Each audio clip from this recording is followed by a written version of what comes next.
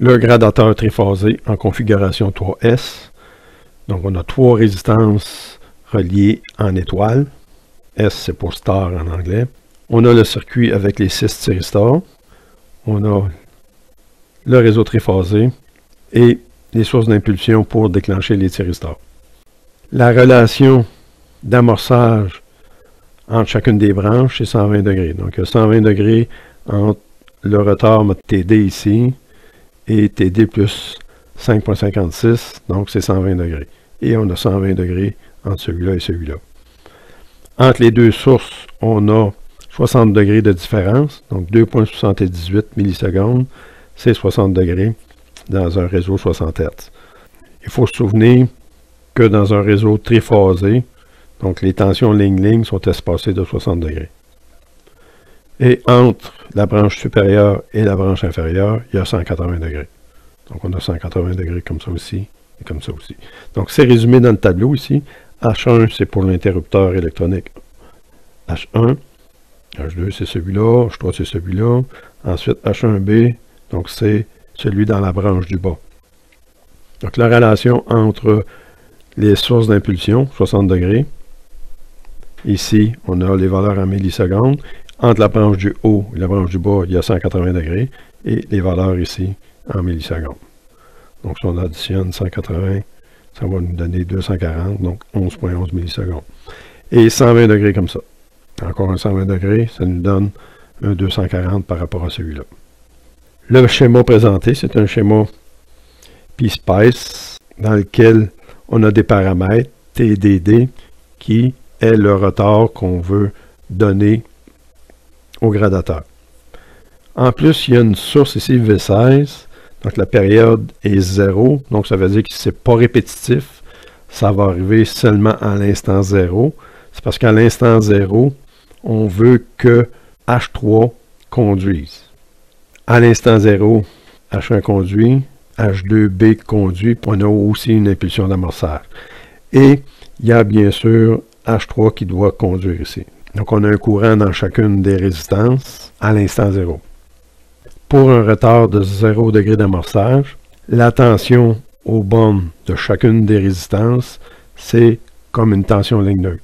Donc ça ici, c'est la tension pour la résistance R2. Donc c'est une tension de 170 volts crête et de valeur efficace de 120 pratiquement, 119.5.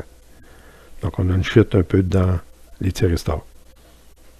Donc ça, c'est pour un retard de 0 dans une des résistances du circuit triphasé.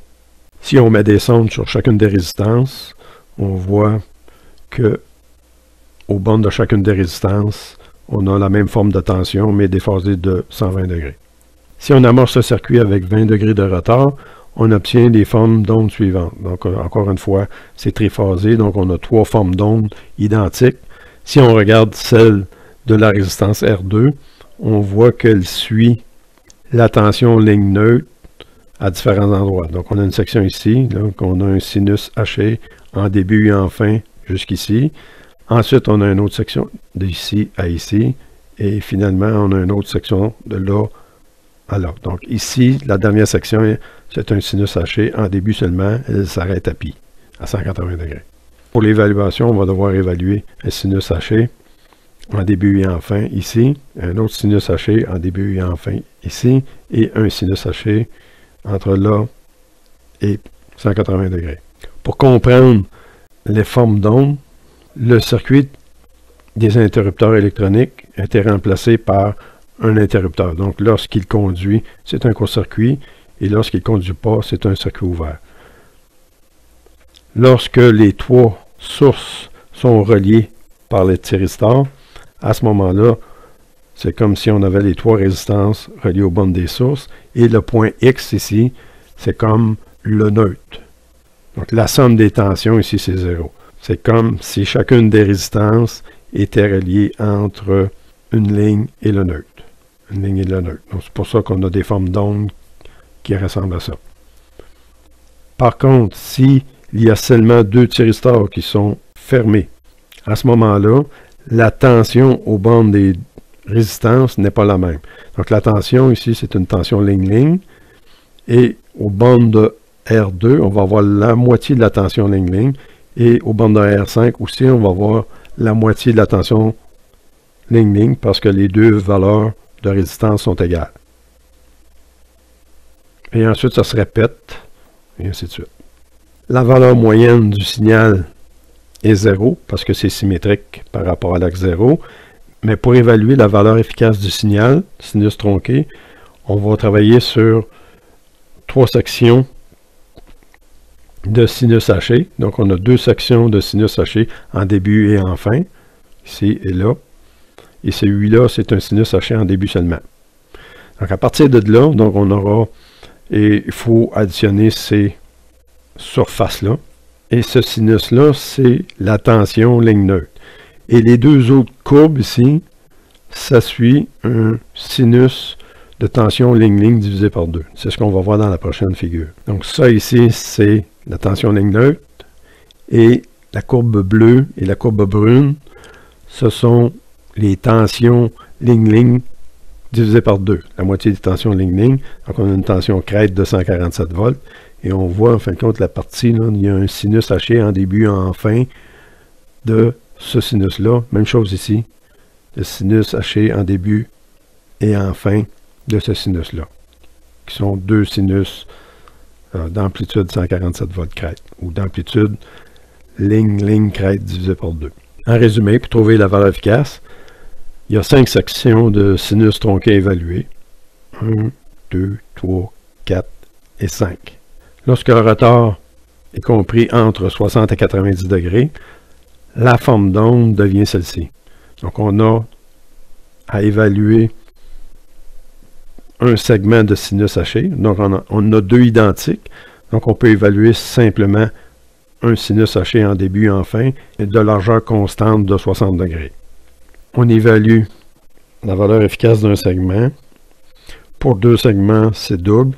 Donc, sur une demi-période, on a 2 segments. On utilise la valeur de tension ligne-ligne crête divisé par 2 pour l'évaluation. Ensuite, si on reporte la formule dans un Excel, en fonction de l'angle de 60 à 90 degrés, donc on met ça en radian, on obtient une valeur efficace selon le retard. Selon la valeur de la résistance, on va obtenir un certain courant et une certaine puissance.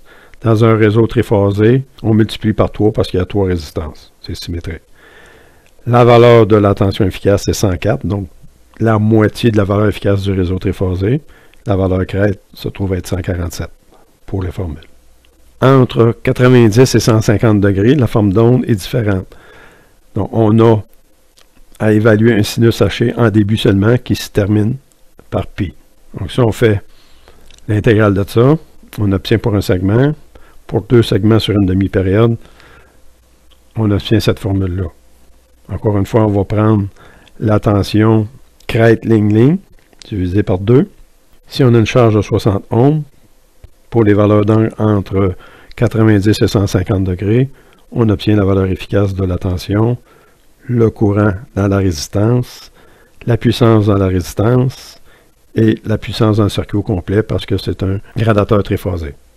Lorsqu'on fait une analyse pour le gradateur, il vaut mieux faire une analyse sur une plus longue durée de simulation. On a un exemple ici entre une analyse qui dure 2 cycles et une analyse qui dure 10 cycles. On voit un peu la différence entre les deux. On peut le voir aux 2 cycles, ça nous donne environ 33 millisecondes. Là. On a encore des variations, donc ça a tendance à se stabiliser là, après 5-6 cycles. Ici, on a le tableau des mesures et des simulations. Tableau des mesures entre 60 et 150 degrés. Donc, on a 2 formules pour les 2 dernières sections. Je n'ai pas mis de formule pour la première section de 0 à 60 où il y avait 5 sections de sinus à faire. Donc, je le laisse en exercice. Par contre, au niveau de la simulation, on peut facilement demander des valeurs entre 0 et 60 degrés. Donc ici, le simulateur, on a trouvé une valeur à 30 degrés assez facilement.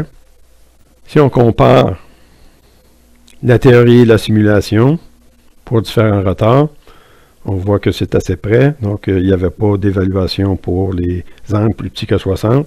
On voit aussi que pour 30 degrés, il n'y a pas une grande différence. Entre 0 et 30 degrés, là, il ne se passe pas grand-chose dans le gradateur, pareil comme dans les retraceurs accommodés. C'est plutôt lorsque ça dépasse 30. Donc, on peut dire que la simulation par rapport aux valeurs théoriques pour les parties qui ont été évaluées, on peut dire que les valeurs de la théorie de la simulation sont en accord. Pour le même circuit, on peut relier les résistances en configuration triangle plutôt qu'en étoile. On aura alors plus de tension de courant de puissance dans un montage 3D que dans un montage 3S. Donc, il y a radical 3 fois plus de tension par résistance, 3 fois plus de puissance par résistance et 9 fois plus de puissance pour le même circuit. Si on compare les valeurs efficaces pour un gradateur en configuration 3D avec un 3S, on voit qu'il y a plus de tension au niveau d'une résistance dans un gradateur triphasé configuration 3D. Format des fonds d'onde pour différents torts dans un gradateur triphasé configuration 3D. On pourrait déduire les formules théoriques à partir de l'analyse qu'on a faite des sinus tronqués jusqu'à maintenant. Fin du gradateur triphasé.